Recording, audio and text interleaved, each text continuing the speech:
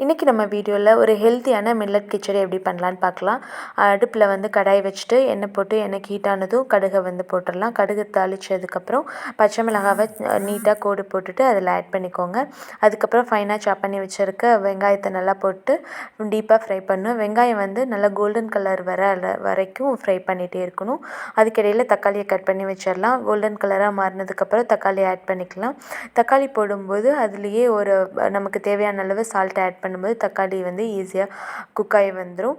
அதுக்கப்புறம் நம்ம beans, carrot இதெல்லாம் கட் பண்ணி வச்சுக்கலாம். பச்சை பட்டாணி இருந்ததுன்னா நீங்கள் அது கூட ஆட் பண்ணிக்கலாம். ரொம்ப என்ஹான்சிங்காக இருக்கும், அது டேஸ்ட்டை என்ஹான்ஸ் பண்ணி கொடுக்கும். அதுக்கப்புறம் இதெல்லாம் நல்லா கொஞ்சம் நேரம் ஒரு 5 மினிட்ஸ் வந்து இது மாதிரி ஃப்ரை பண்ணிக்கோங்க. ஃப்ரை ஆனதுக்கப்புறம் வாட்டர் ஆட் பண்ணிக்கோங்க.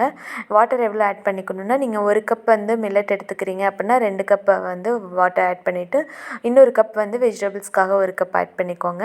நம்ம வெங்காயம்லாம் கட் பண்ணும்போதே வந்து நம்ம மில்லட்டை வந்து தண்ணியில் ஊற வச்சிடலாம். எதுக்காகனா அப்போ கொஞ்சம் ஊறி வரும்போது ஈஸியாக வெந்துடும். அது இல்லாமல் மில்லட் வந்து பார்க்க நல்லா ஒயிட்டாக இருக்கும், ஆனால் அதில் அழுக்கெல்லாம் இருக்கும். ஸோ அதெல்லாம் நல்லா டீப்பாக நல்லா கழுவிட்டு 2 வாட்டி வாஷ் பண்ணிக்கலாம். வாஷ் பண்ணால் எல்லா அழுக்கும் போயிடும்.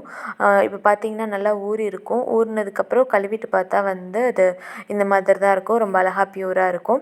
இப்போ நம்ம நல்லா தண்ணி கொதிச்சதுக்கப்புறம் தான் இந்த மில்லட்டை வந்து அதில் ஆட் பண்ணணும். இங்கே பாருங்கள், தண்ணி நல்லா கொதிச்சிருச்சு. இப்போ மில்லட்டை வந்து நம்ம ஆட் பண்ணிவிட்டு அப்படியே தண்ணி மூடி போட்டு மூடி வச்சிடலாம். அதுலேயே நல்லா வெந்து வந்துடும்.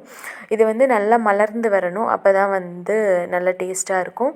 இப்போ பாருங்கள், நல்லா விரிஞ்சு வந்துருச்சு. இதுலேயே இதுக்கப்புறம் நீங்கள் தண்ணி ஓரளவு இருக்கும்போது எடுத்து கிண்ட ஆரம்பிச்சிட்டே இருக்கணும், ஏன்னா கீழே வந்து அடிப்பிடிக்க ஸ்டார்ட் ஆகிடும். ஸோ இந்த மாதிரி கிண்டிகிட்டே இருங்க. தண்ணி எல்லாமே கொஞ்சம் ட்ரை ஆகிடணும், இவ்வளோ தண்ணி இருக்கக்கூடாது. இப்போ வந்து தண்ணி எல்லாம் ட்ரை ஆகிடுச்சு. இந்த இதுலேயே வந்து நீங்கள் இது பண்ணிடலாம், ரொம்ப டீப்பாக ட்ரை பண்ணிட வேண்டாம். இந்த மாதிரி இருக்கும்போது தான் நல்லா பொல பொலன்னு நல்லா வரும். ஸோ அப்படியே எடுத்து மூடி வெளியில் கேஸ் ஆஃப் பண்ணிட்டு வெளில வச்சிடலாம். தண்ணியை வந்து அதை அப்சர்வ் பண்ணிக்கும், நல்லா மலர்ந்து வந்துடும். இப்படி இருக்கும்போதே எடுத்து வெளியில் வச்சுருங்க. இப்போ உங்களுக்கு தேவையான அளவுக்கு இதில் சால்ட் ஆட் பண்ணிக்கோங்க. இதுக்கு நான் வந்து கார சட்னியும் சாம்பார் வச்சதும் இருந்தது.